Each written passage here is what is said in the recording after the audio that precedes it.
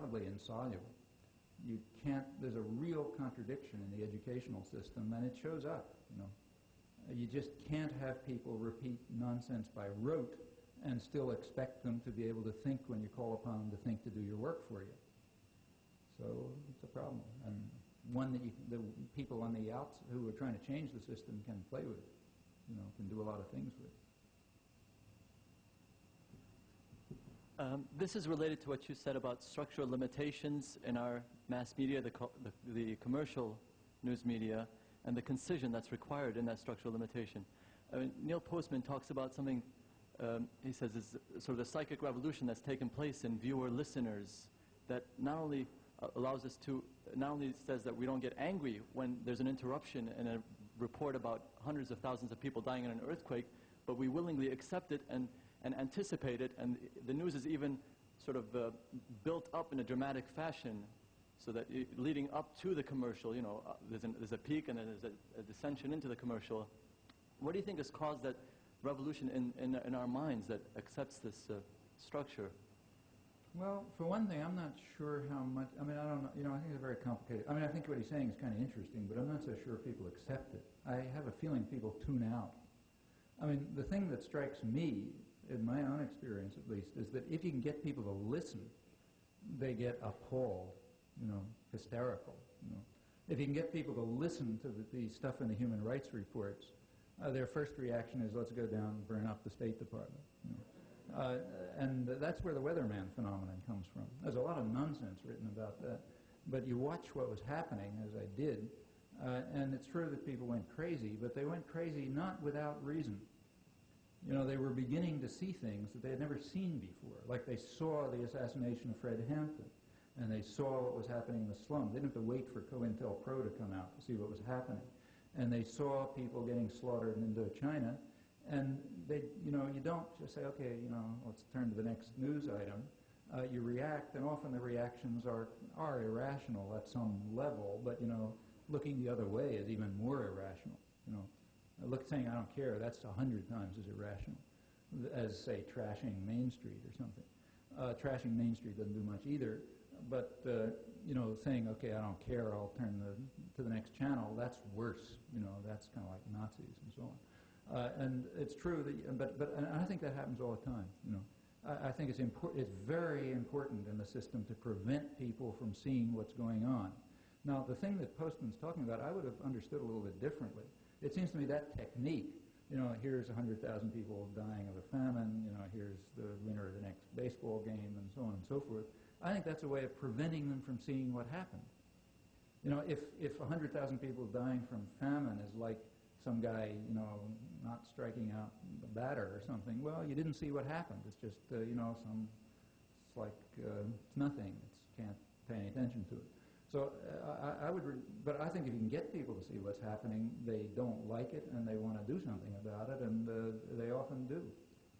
If they don't have good ways of doing something about it, it often turns out counterproductive. But I would have interpreted it slightly different than what you say. Yeah. Can I ask one? Last question. Yes, I'm glad the subject has been brought up at least a couple times here about the human rights violations in the United States. And it seems to me, perhaps to you too, that the situation in the United States, the attack against democracy and against human rights in the United States seems to be more serious now than it has been perhaps in several decades. I wonder if you could comment about the potentialities for the fascization of America, what you think is going on, or how dangerous you think that the threat of some kind of fascism, even a covert fascism under the guise of democratic institutions, what the prospects for that are in the U.S. Well, looks to me, I mean, you know, sort of low credibility judgment, so I don't take it too seriously, but my impression is that, I mean, one thing is pretty clear about the United States. It's a very depoliticized society. There aren't organizational structures. There's one political party. Look, we got through the last decade without a chief executive. That's an interesting fact. It's a very interesting fact. It means that elections, you know, whatever people pretend, whose job it is to pretend, everybody who has their head screwed on knows that Ronald Reagan was reading the lines written for him by the rich folk the same way he was doing in the 50s for GE, and that's all he understands. It doesn't make any difference whether he knew what the policy was or didn't know or whatever. And in fact, I think everybody understands that. That's why he disappeared as soon as the job was done, and nobody cares anymore what happened to him. And that's an important fact. I mean, that's part of the elimination of politics, you know.